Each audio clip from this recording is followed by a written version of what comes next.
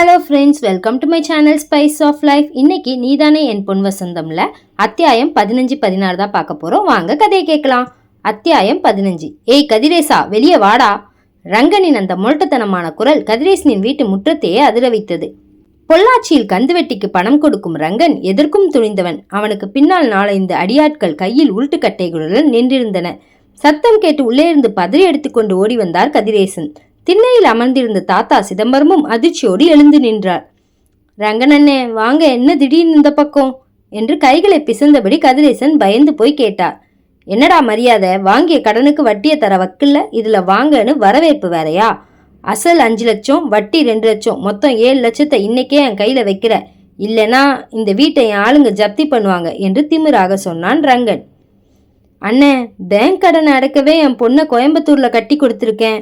உனக்கு தர வேண்டிய பணத்தை கொஞ்சம் கொஞ்சமா நான் அடைச்சிடுறேன், கொஞ்சம் அவகாசம் கொடுங்க என்று கெஞ்சினார் கதிரேசன். ரங்கன் வக்கரமாக சிரித்தான். ஓஹோ, அந்த பெரிய இடத்து மாப்பிள்ள உன்கிட்ட பேங்க் கடனை மட்டும்தான் அடைப்பேன்னு பேரம் பேசினானா? பொண்ணை வித்து காசாக்குறதுக்கு நீ எல்லாம் எதுக்குடா உயிரோட இருக்க என்று கொடூரமாக கேட்டான். ரங்கனின் அந்த வார்த்தை கதிரேசனின் நெஞ்சை பிளந்தது. ஏய் என்று சிங்கம் போல சீறிக்கொண்டு முற்றத்துக்கு வந்தாள் வெண்பா. அவளது கண்கள் கோபத்தில் சிவந்திருந்தன. வார்த்தையை அளந்து பேசு. யார் யாரை வித்தா? கடனை திருப்பி தருவோம்னு எங்க அப்பா சொல்றார்ல, மரியாதையா வெளியே போ என்று கர்ஜித்தாள். ரங்கனின் கண்கள் வெண்பாவை ஏற இறங்க பார்த்தன. என்னடி ரொம்ப துள்ற? உன் கோயம்புத்தூர் புருஷன் உன்னை வீட்டை விட்டு துரத்திட்டான்னு ஊருக்குள்ள பேசிக்கிறாங்க, என்கிட்டயே உன் திமிர காட்டுறியா என்று சொல்லிக்கொண்டே வெண்பாவை தள்ளி விடுவதற்காக தன் கையை ஓங்கினான் ரங்கன். ரங்கனின் கை வெண்பாவின் மீது படுவதற்குள் இரும்பு போன்ற ஒரு வலிய கரம் பாய்ந்து வந்து ரங்கனின் மணிக்கட்டை வெடுக்கென பிடித்தது. அந்த பிடியின் அழுத்தத்தில் ரங்கனின் முகம் வலியால் சுருங்கியது. ஆ ஆ என்று அலறியபடி நிமிர்ந்து பார்த்தான். இங்கே வியர்வை சிந்திய முகத்தோடு, வேட்டி சட்டையில் கையில் மண் படிந்த கொப்பளங்களோடு ஒருவன் நின்றிருந்தான். ஆனால் அவனது கண்களில் தெரிந்த அந்த உக்கிரம் ரங்கனை ஒரு கணம் நடுங்க செய்தது. சூர்யா, என் மாமனாரை வார்த்தையால காயப்படுத்தின, அதுக்காக கூட உன்னை நான் மன்னிச்சிருப்பேன். ஆனா என் பொண்டாட்டி மேல கை வைக்க துணிஞ்ச பாரு, உன் கையை நான் சும்மா விட மாட்டேன் என்று சூர்யா பற்களை கடித்தபடி ரங்கனின் கையை முறுக்கினான். ரங்கனின் அடியாட்கள் சூர்யாவை அடிக்க பாய அடுத்த சில நிமிடங்களில் அங்கு ஒரு சுழலடி புயல் வீசியது. சூர்யாவுக்குள் தூங்கிக் கொண்டிருந்த அந்த பழைய கோயம்புத்தூர் சிங்கம் விழித்து கொண்டது. அடியாட்கள் மூவரும் அடுத்தடுத்து காட்டில் பறந்து தரைமட்டமாகி கிடந்தனர். ரங்கனுக்கு இப்போது பயம் தொற்றிக் கொண்டது. விவசாய கூலி போல காட்சியளித்த இவன் இப்படி இத்தனை பேரை ஒற்றையாளாக அடிக்கிறான் என்று அவனுக்கு புரியவில்லை. யார்தானி என்று திக்கினான் ரங்கன். சூர்யா தன் சட்டையில் இருந்த தூசியை தட்டிக்கொண்டே நிமிர்ந்து நின்றான். அவனது ஒவ்வொரு அசைவிலும் அந்த பிறவி பணக்காரனின் கம்பீரம் அப்பட்டமாக தெரிந்தது.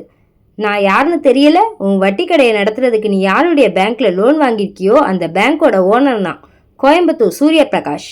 அந்த பெயரை கேட்டதும் ரங்கனின் கால்கள் தரையில் நிற்காமல் நடுங்கின. கோயம்புத்தூர் சூரிய பிரகாஷா? பல 1000 கோடிகளுக்கு அதிபதியா இந்த சாதாரண வேட்டி சட்டையில் நிற்கிறான்? சூர்யா தன் பேண்ட் பாக்கெட்டிலிருந்து செல்போனை எடுத்து தன் மேனேஜருக்கு அழைத்தான். சுரேஷ், பொள்ளாச்சியில கந்துவெட்டி ரங்கன்னு ஒருத்தர் இருக்கான், அவன் அக்கௌண்ட்டுக்கு 7 லட்சம் இப்பவே டிரான்ஸ்பர் பண்ணு. அடுத்த நிமிஷம் நம்ம பேங்க்ல அவன் வாங்கியிருக்கிற 30 லட்சம் ரூபாய் லோனை கேன்சல் பண்ணி அவனோட கடையை சீல் வைக்கிறதுக்கு நோட்டீஸ் அனுப்பு. என் மாமனார் கதிரேசன் மேல இனி ஒரு முறை இவன் நிழல் பட்டா இவன் பொள்ளாச்சியில் இருக்கக்கூடாது என்று உத்தரவிட்டு போனை கட் செய்தான். ரங்கன் அப்படியே சூர்யாவின் கால்களில் விழுந்தான். ஐயா, என்னை பெத்த சாமியே, நீங்க யாருன்னு தெரியாம ஏதோ வாய் துடுக்கல பேசிட்டேன், என் கடையை சீல் வச்சிடாதீங்க ஐயா, நான் இந்த 7 லட்சத்தையும் தள்ளுபடி செஞ்சிடுறேன், என்னை காப்பாத்துங்க என்று கதறினான். இனிமேல் இந்த பக்கம் உன்னை பார்க்க கூடாது, ஓடிடு என்று சூர்யா அதட்ட ரங்கனும் அவனது அடியாட்களும் உயிரை கையில் பிடித்துக்கொண்டு அங்கிருந்து ஓடினர். முற்றத்தில் அமைதி திரும்பியது. கதிரேசன் கண்ணீரோடு சூர்யாவை நெருங்கி அவன் கைகளை பிடித்து கொண்டார். தம்பி, இன்னைக்கு எங்க மானத்தை மட்டுமில்ல, எங்க உயிரையும் நீங்க தான் காப்பாத்துனீங்க, உங்களை என்னமோ நினைச்சிட்டேன் என்று தழுதழுத்தார். சூர்யா புன்னகையோடு, நான் உங்க பையன் மாமா, என்னை அந்நியமா பார்க்காதீங்க என்று அவர் கைகளை அழுத்தமாக பற்றி கொண்டார். வெண்பா இமைக்காமல் சூர்யாவையே பார்த்து கொண்டிருந்தாள். ஒரு காலத்தில் தன் குடும்பத்தை நடுத்தெருவில் நிறுத்துவேன் என்று மிரட்டிய அதே சூர்யா இன்று தன் தந்தைக்காக கேடயமாக நிற்கிறான். அவனது அந்த முரட்டுத்தனமான காதலும் நேர்மையும் வெண்பாவின் இதயத்தில் இருந்த அத்தனை கோபங்களையும் அடித்து சென்று விட்டது.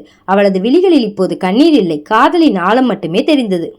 அன்று இரவு பொள்ளாச்சியின் குளிர்ந்த காற்று வீசிக்கொண்டிருந்தது. சூர்யா தோட்டத்து பக்கம் இருந்த கயிற்றுக்கட்டிலில் தனியாக படுத்திருந்தான். கைகளில் ஏற்பட்ட கொப்பளங்களின் வலி இப்போது அவனுக்கு தெரியவில்லை. வெண்பாவின் குடும்பத்தின் நன்மதிப்பை பெற்றுவிட்டோம் என்ற நிம்மதி அவனுக்கு இருந்தது. அப்போது மெல்லிய கொலுசு சத்தத்துடன் வெண்பா அங்கே வந்தாள். அவள் கையில் சூடான பால் டம்ளர் இருந்தது. சூர்யா எழுந்து அமர்ந்தான். வெண்பா அவன் அருகில் வந்து அமர்ந்து பாலை நீட்டினாள். அவளது முகம் வெக்கத்தில் சிவந்திருந்தது. கோவை பல உதடுகளில் ஒரு மெல்லிய புன்னகை. இன்னைக்கு நீங்க செஞ்சதுக்கு ரொம்ப நன்றிங்க என்றாள் மென்மையாக. சூர்யா பாலை வாங்கி கொண்டு அவளது கண்களை பார்த்தான். நன்றி மட்டும்தானா வெண்பா? என் பொண்டாட்டியோட மனசுல எனக்காக வேறு எந்த இடமும் இல்லையா என்று காதலுடன் உரிமையாக கேட்டான். வெண்பா தலை குனிந்து சிரித்தாள். அந்த சிரிப்பே அவளுக்கு அவன் பால் இருக்கும் காதலை சொல்லாமல் சொன்னது. சூர்யா மெல்ல அவளது கைகளை பற்றி கொண்டான். இருவரின் இதயங்களும் ஒரு சேர துடித்தன. அத்தனை நாள் பிரிவும் வலியும் நீங்கி இருவருக்கும் இடையில் அந்த பொன் வசந்தம் பூக்கத் தொடங்கியது. ஆனால் அவர்கள் இந்த சந்தோஷம் அதிக நேரம் நீடிக்கவில்லை. அடுத்த நாள் அதிகாலை பொள்ளாச்சியின் அமைதியை கிழித்து கொண்டு கதிரேசனின் வீட்டு முன் ஒரு விலையுயர்ந்த கருப்பு நிற பென்ஸ் கார் வந்து நின்றது. காரின் கதவு திறக்கப்பட உள்ளே இருந்து கோபத்தின் உச்சியில் கண்களின் நெருப்பை கக்கிக் கொண்டு இறங்கினார் விசாலாட்சி, சூர்யாவின் தாய்.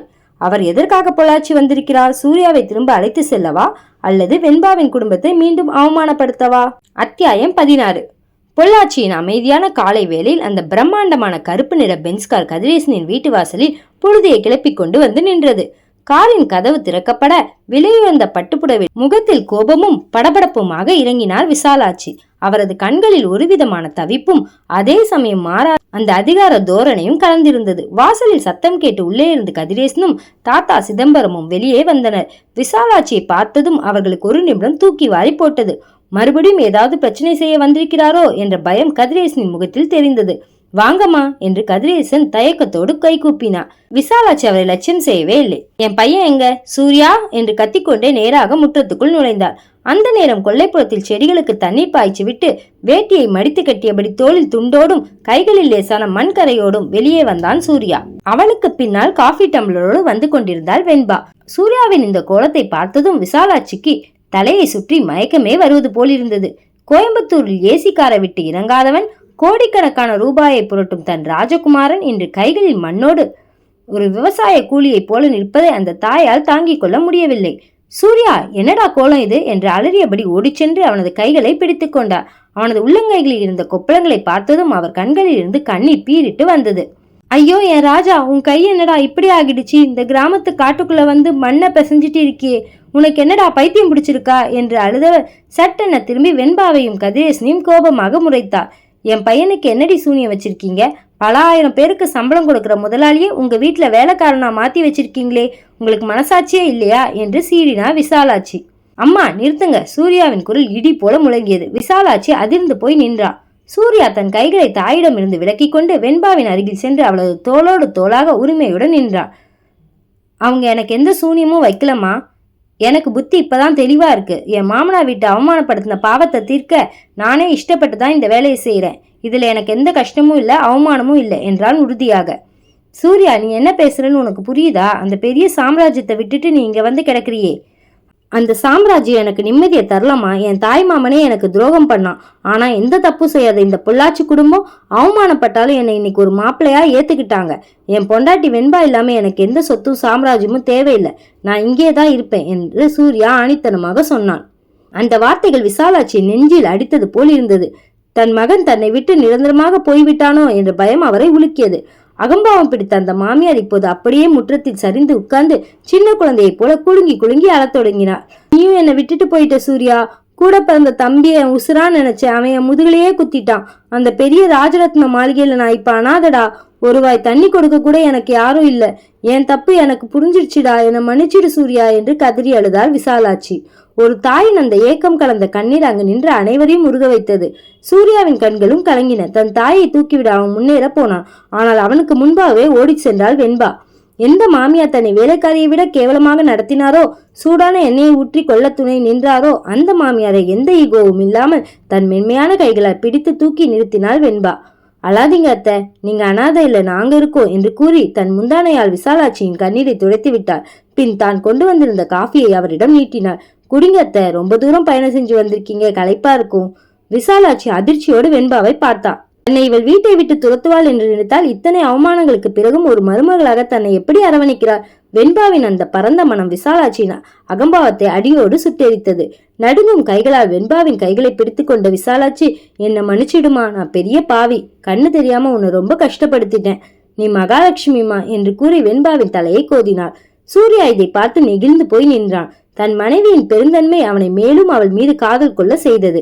கதிரேசன் குடும்பமும் இந்த மாற்றத்தை பார்த்து நிம்மதி பெருமூச்சு விட்டது. இரு குடும்பங்களுக்கும் இடையிலான அந்த பெரிய பனிப்போர் முடிவுக்கு வந்துவிட்டது போல தோன்றியது. விசாலாட்சி சூர்யாவை பார்த்து, சூர்யா, வெண்பாவை என் வீட்டு மகாலட்சுமியா ஏத்துக்கிறேன், வாங்கடா நம்ம வீட்டுக்கு போகலாம் என்று பாசத்தோடு அழைத்தார். சூர்யா வெண்பாவை பார்த்தான். வெண்பாவின் முகத்திலும் இப்போது ஒரு மெல்லிய புன்னகை மலர்ந்திருந்தது. எல்லாமே சுபமாக முடிந்து விட்டது. இனி கோயம்புத்தூர் மாளிகையில் ஒரு அழகான புது வாழ்க்கை தொடங்கப் போகிறது என்று இருவருமே நினைத்தனர். ஆனால் விதி அவர்கள் நினைத்தது போல அத்தனை சீக்கிரம் அவர்களை வாழ விடாது போல் இருக்கிறது. சூர்யாவின் பாக்கெட்டில் இருந்த செல்போன் திடீரென அலறியது. எடுத்து பார்த்தான். அவனது business manager Suresh. Hello Suresh, சொல்லு என்று சாதாரணமாகத்தான் போனை எடுத்தான் சூர்யா. ஆனால் மறுமுனையில் சுரேஷின் குரல் பதற்றத்தில் நடுங்கிக் கொண்டிருந்தது. சார், நம்ம மெயின் டெக்ஸ்டைல் ஃபேக்டரியில பெரிய விபத்து. எக்ஸ்போர்ட்டுக்காக வச்சிருந்த பல கோடி ரூபாய் மதிப்புள்ள துணிகள் கண்டெய்னரோட தீப்பிடிச்சு எரியுது சார். யாரோ வேணும்னே பெட்ரோல் ஊத்தி கொளுத்திருக்காங்க. மொத்த கம்பெனியும் நாசமா போச்சு சார். அந்த வார்த்தைகளை கேட்ட மறுகணம் சூர்யாவின் முகம் பேயறிந்தது போல வெளிரி போனது. கைகளில் இருந்த போன் நழுவி தரையில் விழப்போனது. பல 100 கோடிகள் ஒரே நொடியில் சாம்பலாகி விட்டதா? சதி செய்தது யார்? சிறைக்கு போன மாமன் சோமசுந்தரத்தின் ஆட்களா? இல்லை விரட்டி அடிக்கப்பட்ட நித்யாவா? அல்லது பகையை மனதில் வைத்திருக்கும் பிசினஸ் எதிரி ரத்னவேலா? அத்தியாயம் 17 பார்க்கலாம். உங்களுக்கு இந்த கதை பிடிச்சிருந்தா மறக்காம லைக் பண்ணிடுங்க. கதையை தொடர்ந்து கேட்க சப்ஸ்கிரைப் பண்ணிக்கோங்க. கதையை பத்தின கருத்துக்களை கமெண்ட் செக்ஷன்ல பதிவிடுங்க. Thanks for listening.